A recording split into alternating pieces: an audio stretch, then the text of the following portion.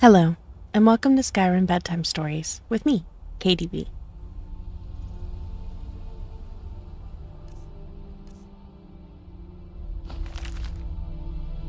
The Importance of Where.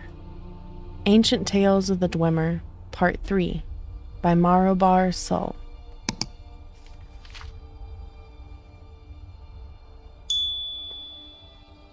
The chieftain of Othrabar gathered his wise men together and said, "Every morning a tenfold of my flock are found butchered.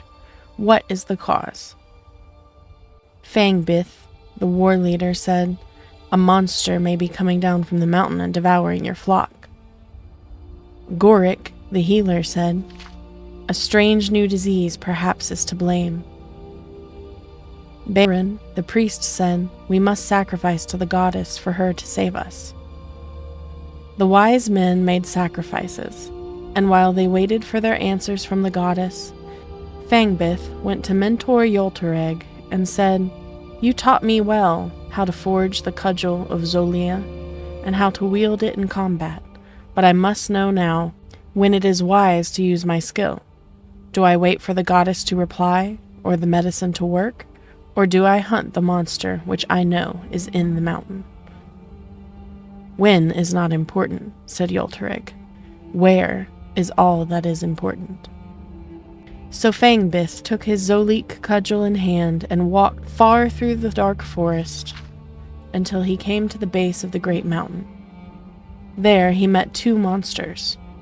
One, bloodied with the flesh of the chieftain of Othrabar's flock, fought him while its mate fled. Fangbith remembered what his master had taught him, that where was all that was important. He struck the monster on each of its 5 vital points: head, groin, throat, back, and chest. 5 blows to the 5 points, and the monster was slain. It was too heavy to carry with him, but still triumphant, Fangbith returned to Othrabar. "I say I have slain the monster that ate your flock," he cried. "What proof have you that you have slain any monster?" asked the chieftain.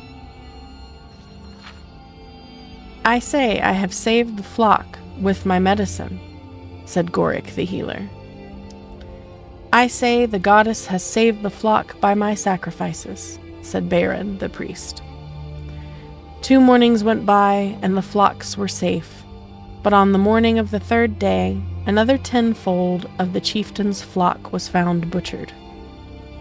Gorik the healer went to his study to find a new medicine. Baron the priest prepared more sacrifices. Fangbith took his Zolik cudgel in hand again and walked far through the dark forest until he came to the base of the great mountain.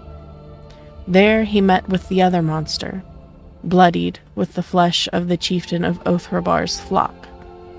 They did battle, and again Fangbith remembered what his master had taught him, that where was all that was important. He struck the monster 5 times on the head, and it fled. Chasing it along the mountain, he struck it 5 times in the groin, and it fled. Running through the forest, Fangbith overtook the monster and struck it 5 times in the throat, and it fled. Entering into the fields of Othrabar, Fangbith overtook the monster and struck it 5 times in the back, and it fled. At the foot of the stronghold, the chieftain and his wise men emerged to the sound of the monster wailing. There they beheld the monster that had slain the chieftain's flock. Fangbith struck the monster 5 times in the chest, and it was slain. A great feast was held in Fangbith's honor, and the flock of Othrabar was never slain again. Yoltereg embraced his student and said, "You have at last learned the importance of where you strike your blows." Publisher's note. This tale is another which has an obvious origin among the Ashlander tribes of Vardenfell, and is one of their oldest tales.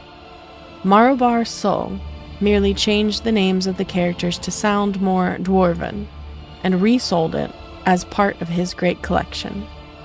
The great mountain in the tale is clearly Red Mountain, despite its description of being forested.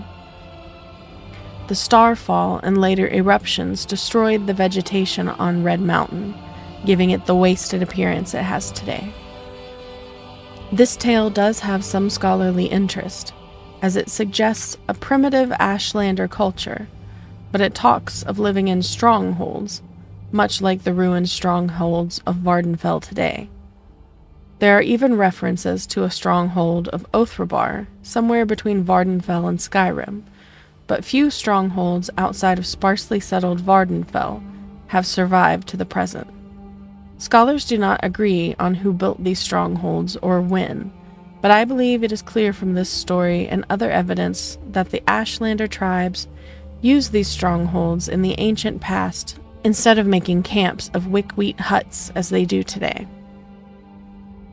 The play on words that forms the lesson of the fable, that it is as important to know where the monster should be slain, at the stronghold, as it is to know where the monster must be struck on its body to be slain, is typical of many Ashlander tales.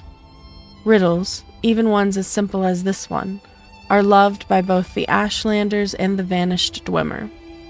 Although the Dwemer are usually portrayed as presenting the riddles, rather than being the ones who solve it, as in Ashlander tales.